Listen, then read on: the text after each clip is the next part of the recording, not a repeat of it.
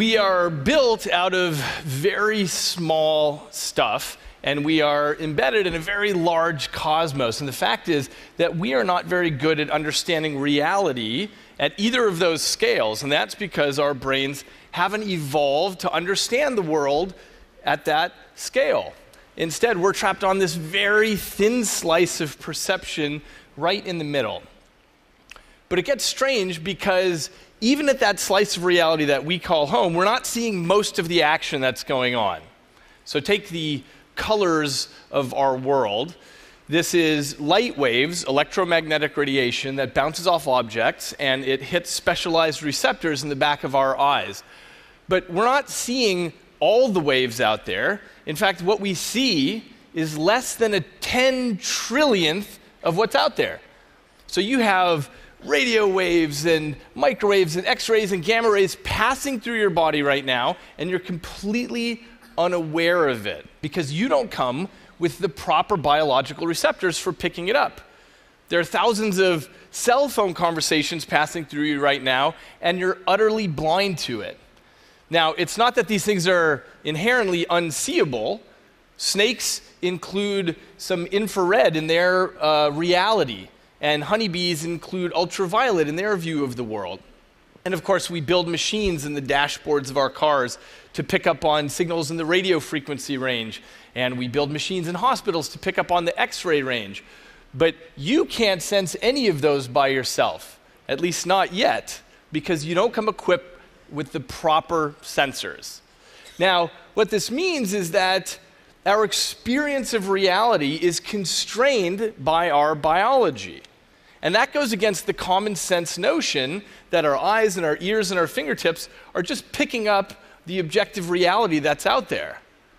Instead, our brains are sampling just a little bit of the world.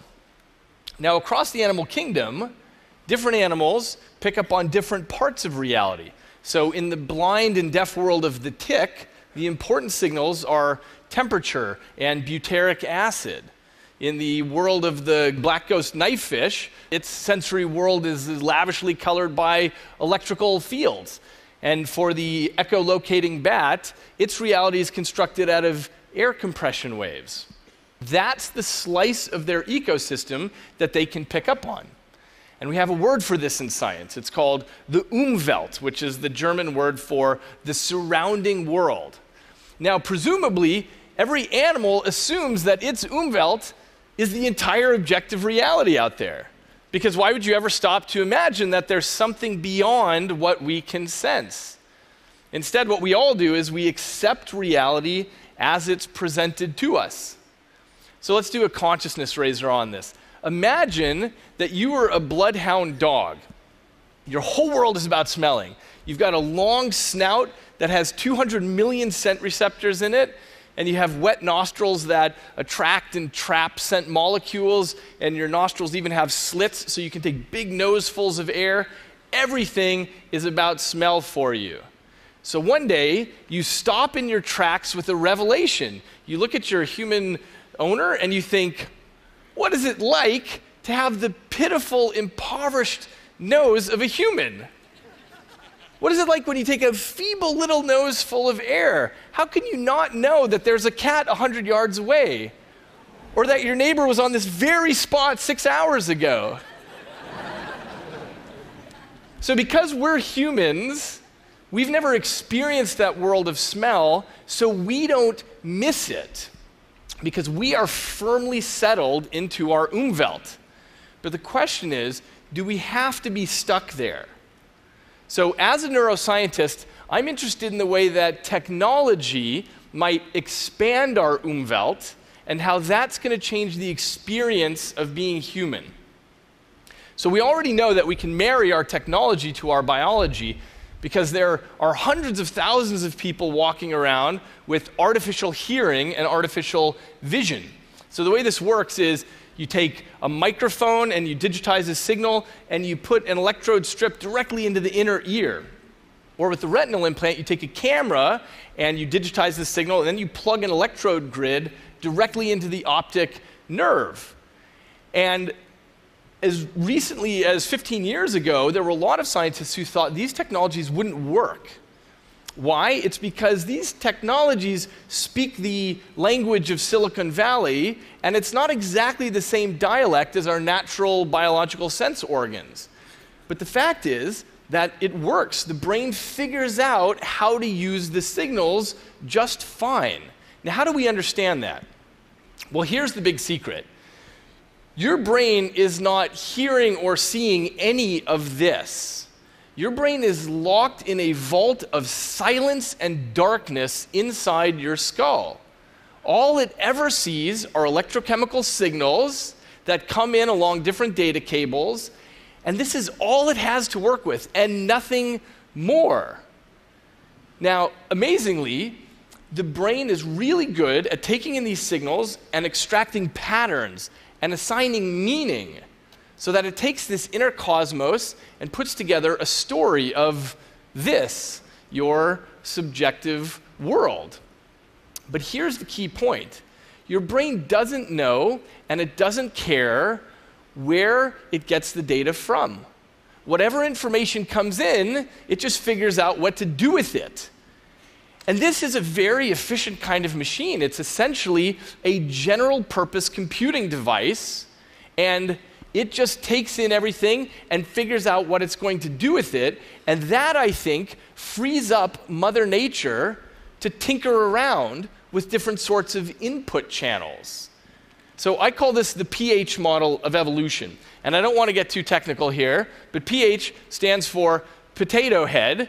And I use this name to emphasize that all these sensors that we know and love, like our eyes and our ears and our fingertips, these are merely peripheral plug-and-play devices.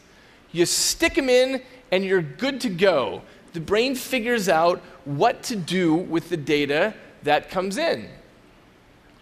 And when you look across the animal kingdom, you find lots of peripheral devices. So snakes have heat pits with which to detect infrared, and the ghost knifefish has electroreceptors, and the star-nosed mole has this appendage with 22 fingers on it with which it feels around and constructs a 3D model of the world. And many birds have magnetite so that they can orient to the magnetic field of the planet. So what this means is that nature doesn't have to continually redesign the brain. Instead, with the principles of brain operation established, all nature has to worry about is designing new peripherals. Okay, so what this means is this. The lesson that surfaces is that there's nothing really special or fundamental about the biology that we come to the table with. It's just what we have inherited from a complex road of evolution. But it's not what we have to stick with. And our best proof of principle of this comes from what's called sensory substitution. And that refers to feeding information into the brain via unusual sensory channels. And the brain just figures out what to do with it. Now, that might sound speculative, but the first paper demonstrating this was published in the journal Nature in 1969. So a scientist named Paul Bach-y-Rita put blind people in a modified dental chair, and he set up a video feed, and he'd put something in front of the camera, and then you would feel that poked into your back with a grid of solenoids. So if you wiggle a coffee cup in front of the camera, you're feeling that in your back. And amazingly, blind people got pretty good at being able to determine what was in front of the camera just by feeling it in the small of their back. Now, there have been many modern incarnations of this. The sonic glasses take a video feed right in front of you and turn that into a sonic landscape. So as things move around and get closer and farther, it sounds like a cacophony. But after several weeks, blind people start getting pretty good at understanding what's in front of them just based on what they're hearing. And it doesn't have to be through the ears. This system uses a electrotactile grid on the forehead. So whatever in front of the video feed, you're feeling it on your forehead. Why the forehead? Because you're not using it for much else. The most modern incarnation is called the brain port. And this is a little electrode grid that sits on your tongue. And the video feed gets turned into these little electrotactile signals. And blind people get so good at using this that they can throw a ball into a basket, or they can navigate complex obstacle courses. They can come to see through their tongue. Now that sounds completely insane, right? But remember, all vision ever is electrochemical signals coursing around in your brain. Your brain doesn't know where the signals come from, it just figures out what to do with them. So my interest in my lab is sensory substitution for the deaf. And this is a project I've undertaken with a graduate student in my lab, Scott Novick, who's spearheading this for his thesis. And here's what we wanted to do. We wanted to make it so that sound from the world gets converted in some way so that a deaf person can understand what is being said. And we wanted to do this, given the power and ubiquity of portable computing, we wanted to make sure that this would run on cell phones and tablets. And also, we wanted to make this a wearable, something that you could wear under your clothing.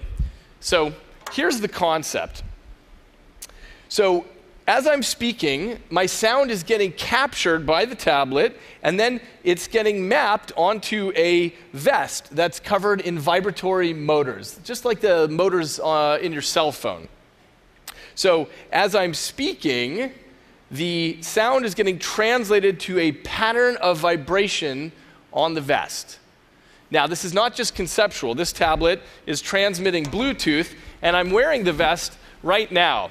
So as I'm speaking, the sound is getting translated into dynamic patterns of vibration. I'm feeling the sonic world around me. So we've been testing this with deaf people now, and it turns out that after just a little bit of time, people can start feeling, they can start understanding the language of the vest. So this is Jonathan. He's 37 years old. He has a master's degree. He was born profoundly deaf, which means that there's a part of his Umwelt that's unavailable to him. So we had Jonathan train with the vest for 4 days, 2 hours a day, and here he is on the 5th day. You. So Scott says a word, Jonathan feels it on the vest, and he writes it on the board. Where? Jonathan's able to translate this complicated pattern of vibrations into an understanding of what's being said. Touch.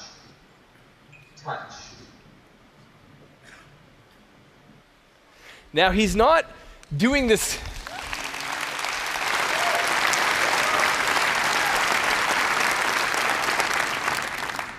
Jonathan's not doing this consciously because the patterns are too complicated, but his brain is starting to unlock the pattern that allows it to figure out what the data mean. And our expectation is that after wearing this for about 3 months, he will have a direct perceptual experience of hearing. In the same way that when a blind person passes a finger over Braille, the meaning comes directly off the page without any conscious intervention at all. Now, this technology has the potential to be a game changer because the only other solution for deafness is a cochlear implant, and that requires an invasive surgery. And this can be built for 40 times cheaper than a cochlear implant, which opens up this technology globally, even for the poorest countries. Now, we've been very encouraged by our results with sensory substitution, but what we've been thinking a lot about is sensory addition. How can we use a technology like this to add a completely new kind of sense, to expand the human Umwelt? For example, could we feed real-time data from the internet directly into somebody's brain, and can they develop a direct perceptual experience? So here's an experiment we're doing in the lab. A subject is feeling a real-time streaming feed from the net of data for 5 seconds. Then 2 buttons appear, and he has to make a choice. He doesn't know what's going on. He makes a choice, and he gets feedback after 1 second. Now, here's the thing. The subject has no idea what all the patterns mean, but we're seeing if he gets better at figuring out which button to press. He doesn't know that what we're feeding is real-time data from the stock market, and he's making buy and sell decisions. And the feedback is telling him whether he did the right thing or not. And what we're seeing is, can we expand the human Umwelt so that he comes to have, after several weeks, a direct perceptual experience of the economic movements of the planet. So we'll report on that later to see how well this goes. Here's another thing we're doing. During the talks this morning, we've been automatically scraping Twitter for the TED 2015 hashtag, and we've been doing an automated sentiment analysis, which means are people using positive words or negative words or neutral.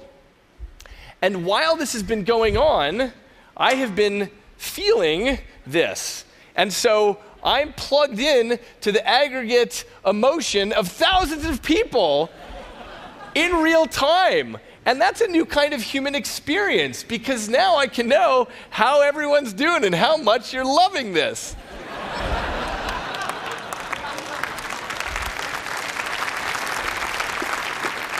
It's a bigger experience than a human can normally have.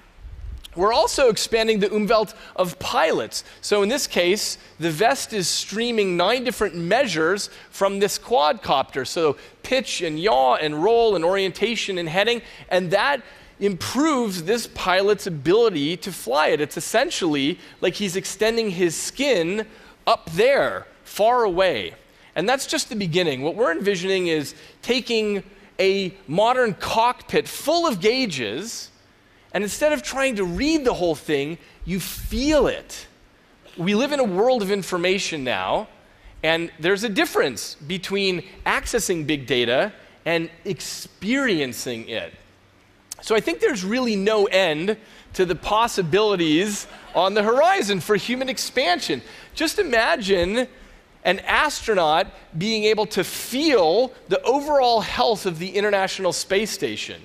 Or for that matter, having you feel the invisible states of your own health, like your blood sugar and the state of your microbiome, or having 360-degree vision, or seeing in infrared or ultraviolet. So the key is this: as we move into the future, we're going to increasingly be able to choose our own peripheral devices. We no longer have to wait for Mother Nature's sensory gifts on her timescales. But instead, like any good parent, she's given us the tools that we need to go out and define our own trajectory. So the question now is, how do you want to go out and experience your universe? Thank you.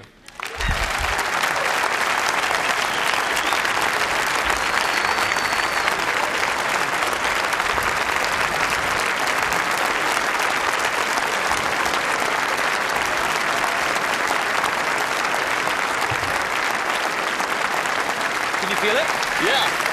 Actually, this is the first time I felt applause on the vest. It's nice. It's like a massage. Twitter's going crazy. Twitter's going mad. So that stock market experiment, I mean, this could be the first experiment that kind of secures its funding forevermore, right? If successful. Well, that's right. I wouldn't have to write to NIH anymore. But look, just to be skeptical for a minute, I mean, this is amazing, but isn't most of the evidence so far that sensory substitution works, not necessarily that sensory addition works? I mean, isn't it possible that the blind person can see through their tongue because they already have the visual cortex is still there, ready to process, and that is needed as part of it? This is a great question. We actually have no idea what the theoretical limits are of what kind of data the brain can take in. The general story, though, is that it's extraordinarily flexible. So when a person goes blind, what we used to call their visual cortex gets taken over by other things, by touch, by hearing, by vocabulary. So what that tells us is that the cortex is kind of a one-trick pony. It just runs certain kind of computations on things. And when we look around at things like Braille, for example, people are getting information through bumps on their fingers. So I don't think we have any reason to think that there's a theoretical limit that we know the edge of. If this checks out, you're going to be deluged by, I mean, there are so many possible applications for this. Are you ready for this? What are you most excited about? Yeah. This direction it might go. I mean, I think there's a lot of applications here in terms of beyond sensory substitution. The things I started mentioning about astronauts on the space station, they spend a lot of their time monitoring things, and they could instead just get what's going on, because what this is really good for is multidimensional data. The key is this: our visual systems are good at detecting blobs and edges, but they're really bad at what our world has become, which is screens with lots and lots of data. We have to crawl that with our attentional systems. So this is a way of just feeling the state of something, just like the way you know the state of your body as you're standing around. So I think heavy machinery, safety, feeling the state of a factory, of your equipment, that's one place it'll go right away. David Eagleman, that was one mind-blowing talk. Thank you very much. Thank you, Chris.